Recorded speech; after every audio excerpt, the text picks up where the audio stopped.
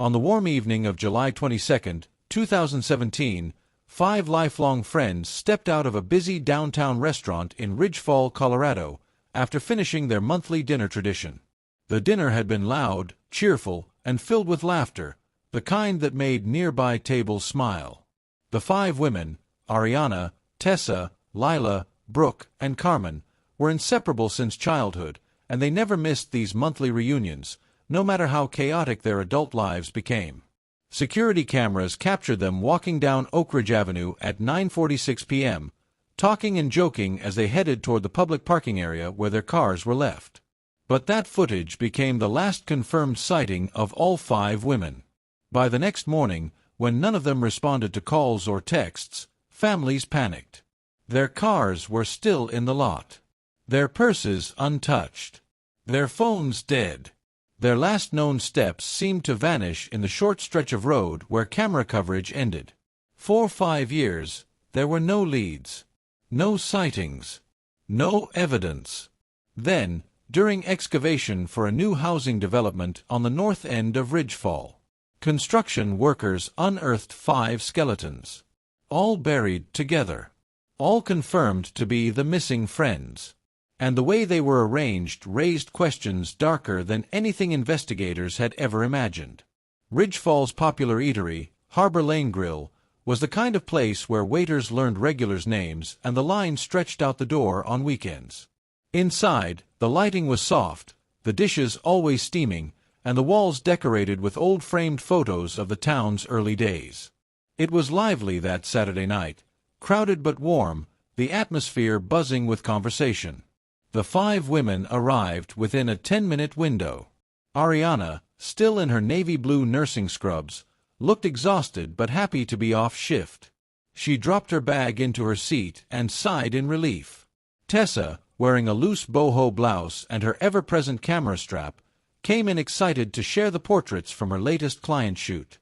Lila, organized and reserved, brought a small planner she never went anywhere without, even on girls' nights. Brooke, energetic and outspoken, threw her jacket over the chair and jumped immediately into a rant about her chaotic week at the marketing firm. And Carmen, the free-spirited traveler of the group, arrived last with tiny souvenirs she'd picked up during her spontaneous weekend trip to Nevada. They hugged, laughed, and settled into the corner booth they always requested, the one with a view of the entire restaurant. Nothing about their behavior suggested anything unusual. But one detail soon would. A man at the bar, unknown to any of them, kept watching their table. Not the idle glances of someone bored. Not curious looks. A fixed stare. The bartender later described him as tense, sitting forward, eyes narrowed, nursing a drink he barely touched. He wore a dark jacket despite the summer heat. A baseball cap. Kept his face angled just enough that cameras couldn't get a clear shot. Brooke noticed him first. She lowered her voice and joked, "Either he thinks we're celebrities, or he's the worst spy in history." The women laughed it off. But Brooke kept an eye on him. At 9:41 p.m., just minutes before the friends got up to leave, the man abruptly stood, placed a few crumpled bills on the counter, and walked out without a word. 2 minutes later, the women finished paying and stepped outside into the warm night. The footage captured them heading down Oak Ridge Avenue toward the parking lot. Streetlights glowed steadily. A musician across the road played soft guitar. Cars rolled slowly by. Everything looked normal. But that street had a fatal flaw, a 110-foot blind zone where city cameras didn't reach. That gap became the heart of the mystery. At 9:47 p.m., within a minute of entering that blind zone, all 5 of the women's phone signals cut off. At 9:52 p.m., a traffic camera near the intersection recorded an unmarked cargo van turning out of an alley at higher than normal speed. No license plate number visible. No driver clearly seen. 4 years, no one could confirm whether the 2 events were connected. By the following morning, families were frantic. Calls went to voicemail. Messages remained unread. None of the women had shown up to work or home. By afternoon, Police found all 5 cars still parked neatly in the same spots from the night before. Locked. Undisturbed. No signs of a struggle. The women had never reached them. The search began, and lasted 5 long years. Then came the construction site discovery. 5 skeletons, arranged in a deliberate pattern, buried beneath reinforced concrete. Investigators immediately knew. This wasn't random. This wasn't accidental. Someone had planned this. And someone had wanted the remains to stay hidden forever. The disappearance of the 5 women didn't just shake Ridgefall, it completely fractured it. The first 72 hours were chaos. Family members, friends, and even complete strangers combed the downtown area, searching alleyways, dumpsters, parking lots, and wooded trails that bordered the city. Volunteers held up printed flyers with the women's faces, asking anyone who walked past if they had seen anything at all. But the truth was devastating. No one had seen or heard a single suspicious thing. The street where they vanished wasn't isolated. Oak Ridge Avenue was busy until nearly midnight. Yet no screams were reported. No strange vehicles were described.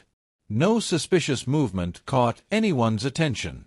It was as if the 5 women had been erased in broad daylight, except it was nighttime, and the only evidence was the eerie silence that followed.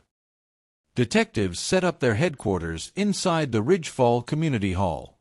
A large whiteboard displayed the women's pictures, timelines, alibis, and the last confirmed location. Boxes of leads piled up. Tips came from across the state, but most were dead ends. Families held on to hope, but privately, some admitted the uncertainty was worse than death. Ariana's mother barely slept, pacing the hallway every night, listening for footsteps that would never come. Tessa's brother traveled through multiple states chasing online sightings that always turned out false. Brooke's father wouldn't take down her birthday decorations for almost a year.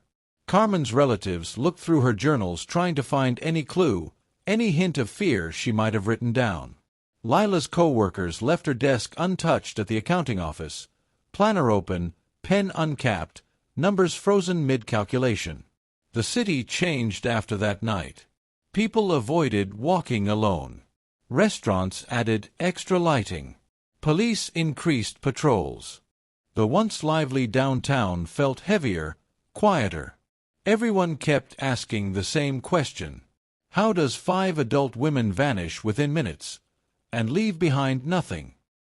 2 months after the disappearance, detectives brought in a forensic mapping team. They traced every step the women took from the restaurant to the exact point where camera coverage stopped. The blind zone stretched between 2 brick buildings, a narrow corridor where the city hadn't installed cameras due to wiring issues. If something happened, it happened there. But even after multiple scans, luminol tests, and ground searches, there was no trace. No dropped phone. No jewelry. No fibers. No blood. Nothing. That detail haunted investigators. Crimes always leave something behind. This one didn't. After 6 months, the case officially went cold. Detectives rotated off the assignment, though a few continued investigating through their off hours. The families were left with anniversaries instead of answers. But every year, on July 22nd, Ridgefall held a vigil at the spot where the last footage captured the women walking. Hundreds gathered with candles. A moment of silence followed. People cried. Others stayed quiet, staring at the ground, wondering whether the women were alive somewhere, or if they had been killed that same night. Online communities picked up the case again around the 2-year mark. Amateur investigators debated every detail. Was the man in the bar involved? Was the cargo van seen minutes later connected? Did someone follow them from the restaurant? Was it a group crime or a single offender? Why no ransom demands? Why no digital trail? Despite thousands of theories, nothing moved the case forward. The hardest part for the families was the stillness. No new leads. No new sightings. No movement. The world kept going, but they felt frozen in 2017. 5 years passed. Birthdays, holidays, work promotions, family photos. Life continued around the empty chairs that could not be filled. And then, on the morning of September 14, 2022, a construction crew working on the new Ridgefall North residential build stopped their machines after a backhoe hit something unusual. The operator thought it was just debris or damaged piping. But when he climbed down and brushed away the dirt, he froze. He wasn't looking at concrete. He wasn't looking at metal. He was looking at bone. Police responded immediately. The site was shut down, cordoned off, and surrounded by investigators within 30 minutes.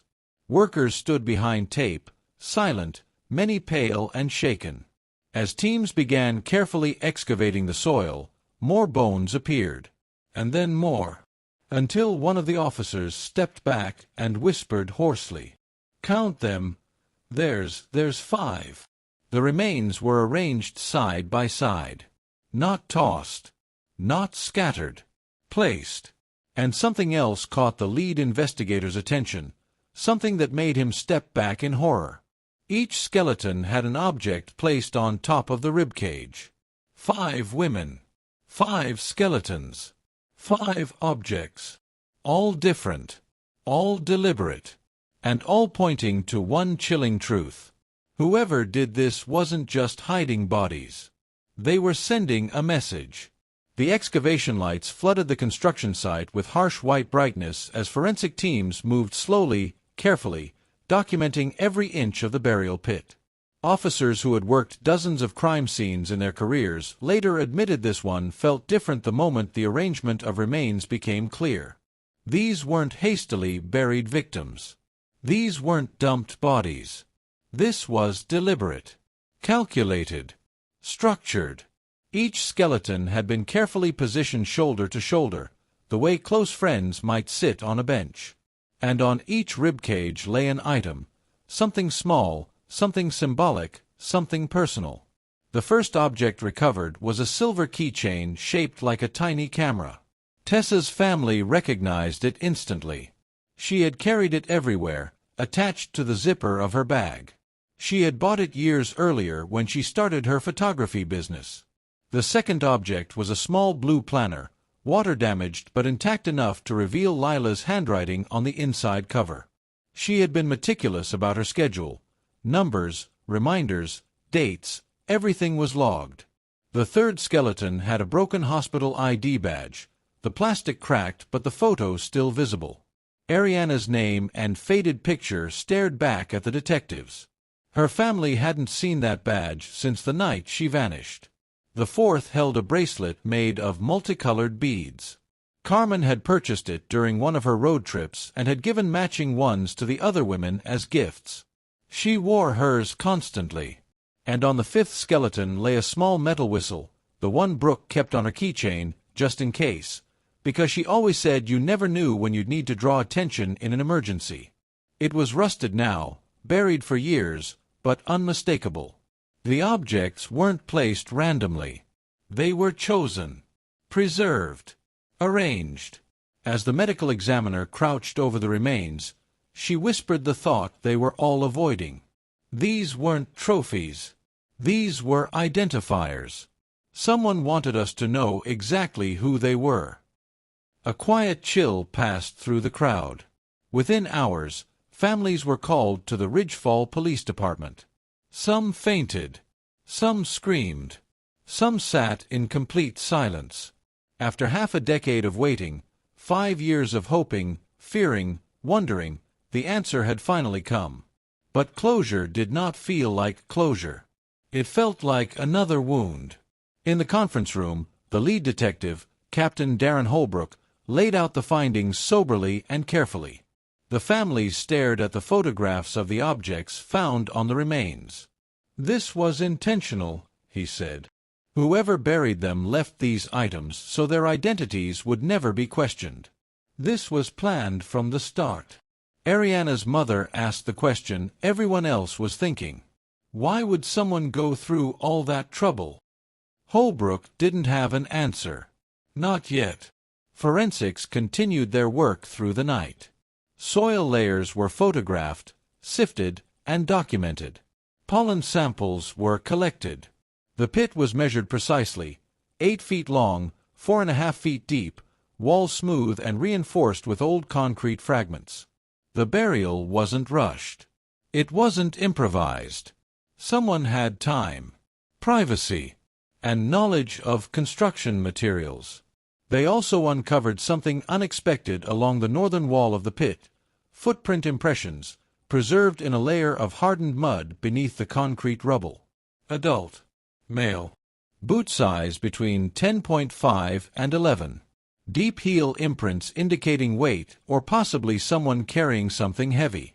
But the most disturbing detail wasn't the footprints. It was what was found deeper in the soil, beneath the skeletons. Detectives discovered a thin plastic tarp, precisely cut and layered beneath the bodies. On the edges of the tarp were small slashes, the kind made by someone folding and trimming material to fit a measured space perfectly. Whoever did this prepared the burial site before the victims were even placed inside. The biggest shock came when investigators realized something that changed the direction of the entire case. This wasn't the original burial location. Soil analysis revealed that the bodies had been buried elsewhere, then later dug up, moved, and reburied under the construction site's older foundation layers. Someone moved 5 bodies, years after the murders. Why? To hide them better? To send a message? To cover their tracks? Or because something spooked them and they needed a new hiding place? These questions echoed through the forensics tent as investigators worked. Late that night, Captain Holbrook gathered his team. "This case just shifted," he said. "This wasn't a crime of opportunity. This wasn't random. Someone had a personal connection to at least one of these women." A younger detective raised a question. "What about the man at the bar? The one staring at them?" Holbrook nodded slowly. "He's no longer just a person of interest. We find him." "No." They began combing through surveillance footage from every bar, shop, and street near Harbor Lane Grill. They examined credit card logs, employee schedules, parking meters, and cell tower data. And for the first time in years, a new lead surfaced. One that would pull the case in an even darker direction. The discovery at the construction site had reopened a wound Ridgecrest Pines thought had begun to heal. 5 skeletons, arranged deliberately, each with a personal object atop them, objects that confirmed their identities. But even as investigators meticulously documented the scene, the question remained: who did this, and why? Captain Darren Holbrook knew they were running out of time. The press had arrived, the families demanded answers, and the city was on edge. Months of old leads, cold tips, and dead-end investigations were suddenly alive again, but one clue stood above all: the man at the bar, 5 years earlier, whose gaze had been fixed on the women the night they vanished. Through painstaking cross-referencing of old surveillance footage, credit card records, and phone logs, detectives finally identified a suspect: Gideon Clark, a construction contractor with a criminal record for assault and a disturbing fixation on local women. Clark had been working nearby at the time of the disappearance and had access to equipment, vehicles, and secluded locations where the women could have been held. Further investigation revealed a shocking connection. Gideon had been employed at a property site that had been abandoned for years, a building project near Ridgecrest Pines. That site's underground foundation had been dry, dark, and isolated, perfect for hiding someone. Forensic evidence confirmed traces of 5 women in that location: fingerprints, fibers, and other minute biological materials that had escaped initial detection. Confronted with the evidence, Clark initially denied everything. But when presented with the precise layout of the burial pit and the objects placed atop the skeletons, items only someone who had been at the scene would know, he finally broke down. In his confession, he revealed a chilling and meticulous plan. Clark had lured the women under the pretense of offering exclusive modeling or photography opportunities and business advice, knowing they trusted each other and the world around them. He had restrained them and transported them to his private property, where he held them for several hours before ultimately killing them in a controlled, premeditated manner. Their bodies were buried temporarily in a remote area he had access to, then later relocated to the construction site, hidden beneath concrete debris, after he feared discovery from local workers who had begun renovating the original site. The objects atop each skeleton were his twisted attempt at memorializing them, a horrific blend of obsession and remorse he admitted only to himself.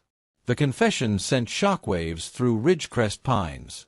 Families wept openly in the courtroom, their pain both raw and vindicated. The community that had lived in fear for half a decade finally understood the depth of the darkness that had haunted them. The 5 pillars were gone, but now, at least, their story had a name. Forensic psychologists analyzed Clark's statements and concluded he had been motivated by an unhealthy combination of obsession and resentment. He admitted he had followed their routines for months, memorized their favorite restaurants, and tracked their parking spots. His methodical planning allowed him to evade law enforcement for years, but ultimately it was the careful placement of the personal objects that left a trace, which investigators finally followed. As the case closed, Ridgecrest Pines struggled to reconcile the horror with the relief of knowing the truth. The streets never felt completely safe again, but families and friends of the victims held small private ceremonies at the site where the bodies were discovered, each object carefully retrieved and placed into the custody of law enforcement to serve as evidence, and a final farewell. Months later, the town erected a small memorial near Oak Ridge Avenue, a quiet plaque commemorating Elena, Tara, Monica, Jenna, and Riley. Passers-by paused to read the names, the sunlight reflecting off the polished surface, a stark reminder of the fragility of life and the enduring strength of friendship, even after death. The 5 pillars were gone. But thanks to the tireless work of investigators and the eventual confession of Clark, their story, though tragic, was finally told. And while nothing could bring them back, Ridgecrest Pines could at least begin the slow process of healing, remembering the friends who vanished on a simple dinner night and were only found 5 years later beneath the concrete of a construction site, together as they had always been. The disappearance of Elena, Tara, Monica, Jenna, and Riley shook Ridgecrest Pines to its core. 5 years of unanswered questions, dead-end leads, and restless nights were finally met with grim closure. The truth revealed a darkness lurking close to home, a reminder that sometimes danger hides in plain sight. Though the friends were gone, their story lives on, in memorials, in the hearts of their families, and in the lessons the town carries forward. For viewers, it serves as a chilling reminder. Always be vigilant, trust your instincts, and cherish those you love while you can. Even in tragedy, the bonds of friendship can echo far beyond life.